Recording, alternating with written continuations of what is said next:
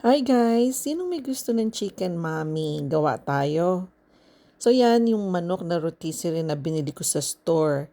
Hinimay ko yung iba at pinakuluan ko para yun ang gagamitin nating sabaw. Yan ang ating mga ingredients. Very simple lang. Manok, egg, spring onion at yung mami natin. So ayan, nag-scoop na ako ng chicken doon sa mami. Para lang yan yung tinitindang mami dun sa kanto, di ba?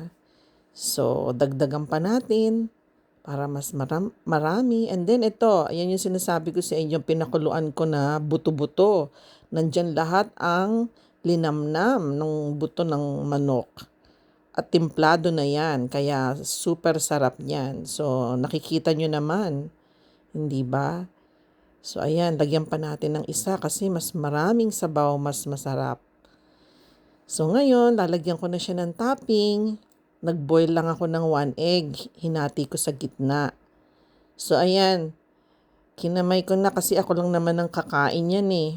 Walang problema doon. So ayan, tapos lagyan ko na rin ng green onions. Diba? Mas masarap din, mas marami. And then, meron nga pala akong toasted na garlic. So, ginawa ko, dinikdik ko lang siya para mai-add ko as my toppings. So, ayan na. Di ba napakasarap? Lalo na sa malamig na panahon. Ako, lumalamig na rito kaya mas masarap. Lagi kang may sabaw. So, ayan na siya. Very simple lang pero napakasarap. So, sige. Tikman na natin. At syempre pa, ano pa ba ang sasabihin ko kundi masarap kasi luto ko. Meron na ba akong nilutong hindi masarap, di ba? So ayan, unang subo para sa inyong lahat.